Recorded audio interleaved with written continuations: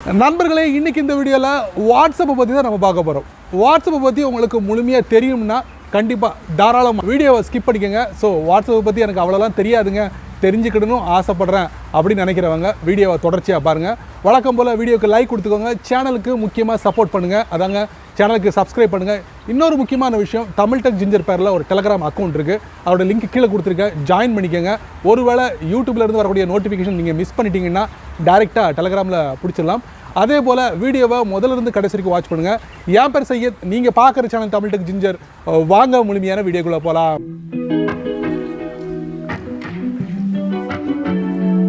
வாட்ஸ்அப்பில் தெரிஞ்சிக்க வேண்டிய விஷயங்கள் நிறைய இருக்குது. ஆனால் நம்ம என்ன பண்ணுறோம், டைரெக்டாக வாட்ஸ்அப்போட செட்டிங்ஸில் போய்ட்டு வெளிப்படையாக பார்த்துட்டு அந்த மாதிரி செட்டிங்ஸை பயன்படுத்திட்டு நம்ம போய்கிட்டே இருப்போம்.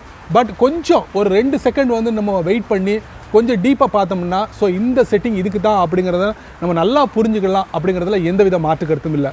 ஸோ உங்களுடைய வாட்ஸ்அப்பில் நிறைய சேட்ஸ் காண்டாக்ட் இருப்பாங்க.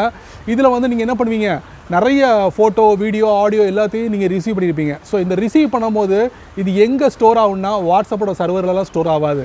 2 பகுதியில் நீங்கள் ஸ்டோர் பண்ணலாம். ஒன்று உங்களுடைய ஃபோனில் டைரெக்டாக அது ஸ்டோர் ஆகும். இன்னொன்று பார்த்தீங்கன்னா தேவைப்பட்டால் நீங்கள் உங்களுடைய க்ளவுட் ஸ்டோரேஜில் உங்களுடைய வாட்ஸ்அப்பை கனெக்ட் பண்ணி வச்சுக்கலாம். ஸோ இந்த 2 இடத்துல நீங்கள் உங்களுடைய டேட்டாவை ஸ்டோர் பண்ணி வச்சுக்க முடியும். வேறு ஏதாவது வழிகள் இருந்தால் கண்டிப்பாக உங்களுடைய கருத்துக்களை கீழே உள்ள கமெண்ட் செக்ஷனில் பதிவிடுங்க, நான் தெரிஞ்சுக்கிட்டேன். இன்னொரு முக்கியமான விஷயம், ஒவ்வொரு சேட்லையும் பார்த்தீங்கன்னா அனுப்பின டேட்டா, அதாவது நீங்கள் ரிசீவ் பண்ண டேட்டா அது ஸ்டோர் ஆகிருக்கும். உங்களுக்கு இத்தனை MB உங்களுக்கு அது டிஸ்பிளே ஆகும். அதாவது அந்த சேட்டுக்கு பக்கத்தில் பார்த்தீங்கன்னா இவ்வளவு MB நீங்கள் இந்த நபர்கிட்ட இருந்து நீங்கள் ரிசீவ் பண்ணிக்கிங்க அப்படிங்கிறது டிஸ்பிளே ஆகும். ஸோ இந்த ஆடியோ, வீடியோ, ஃபோட்டோ இது எல்லாத்தையும் நீங்கள் அதில் வச்சுருப்பீங்க, அதாவது உங்கள் ஃபோனில் ஸ்டோர் ஆகிருக்கும். பட் ஒரு சில ஃபோட்டோஸ், ஆடியோ, வீடியோ இது எல்லாமே நமக்கு தேவைப்படாது. பட் உங்களுடைய ஃபோனில் அது சேவ் ஆகி உங்களுடைய ஃபோனோட மெமரியை குறைச்சிக்கிட்டே இருக்கும். ஸோ இந்த மாதிரி டயங்களில் எது பழைய ஃபோட்டோ, எது பழைய வீடியோ, எது பழைய ஆடியோ இது எல்லாத்தையும் நம்ம தனியாக பிரித்து அதை நம்ம டெலிட் பண்ணலாம். அது எங்கே இருக்குது, எப்படி அப்படிங்கிறத இந்த வீடியோவில் நான் உங்களுக்கு தெரியப்படுத்த போகிறேன்.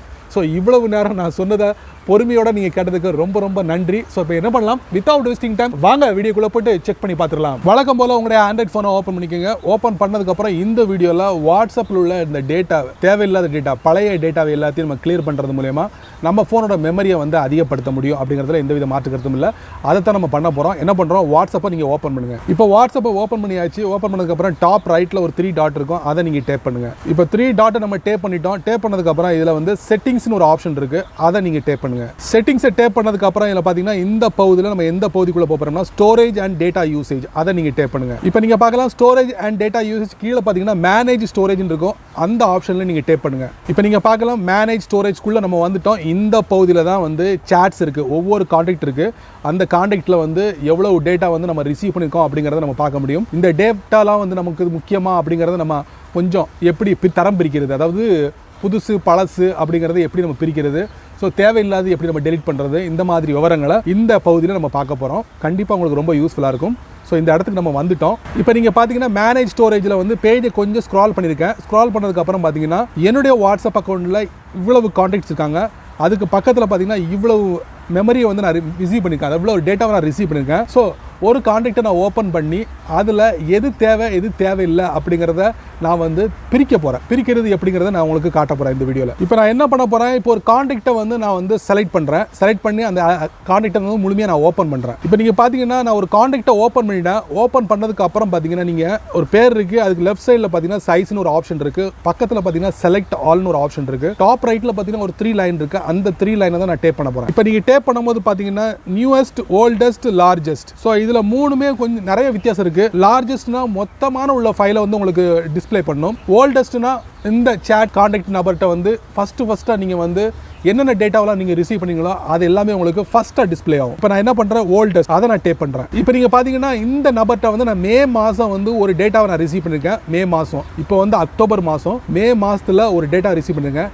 இந்த டேட்டா எனக்கு இப்போ தேவையில்லை. நான் என்ன பண்ணுறேன், அதுக்கு பக்கத்தில் செலக்ட் ஆல்னு ஒரு ஆப்ஷன் இருக்குது பார்த்தீங்களா, அதை நான் செலக்ட் பண்ணுறேன். செலக்ட் பண்ணோன்னா பார்த்தீங்களா அந்த இமேஜில் அந்த ரைட் மார்க் வந்துருச்சு. அதே மாதிரி ஜூன் மாதம் நான் நிறைய டேட்டாவை நான் ரிசீவ் பண்ணியிருக்கேன் இந்த நபர்கிட்ட இருந்து.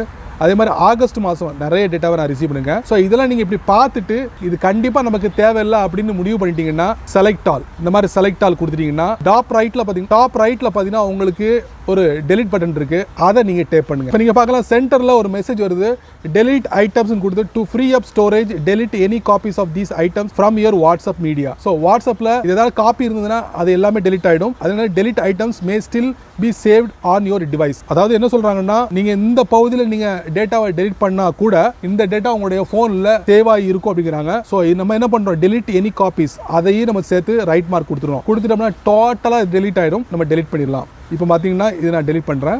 வாவ், டெலிட் ஆகிடுச்சா? ஸோ இந்த மாதிரி நீங்கள் ஒவ்வொரு சேட் கான்டாக்டில் உள்ள டேட்டாவை நீங்கள் வந்து டெலிட் பண்ணணும் விருப்பப்பட்டால் இந்த மாதிரி நீங்கள் வந்து டெலிட் பண்ணலாம். அதுவும் பழைய ஃபைல்கள் நீங்கள் வந்து பார்த்துருப்பீங்க, யூஸ் பண்ணியிருப்பீங்க ஆல்ரெடி.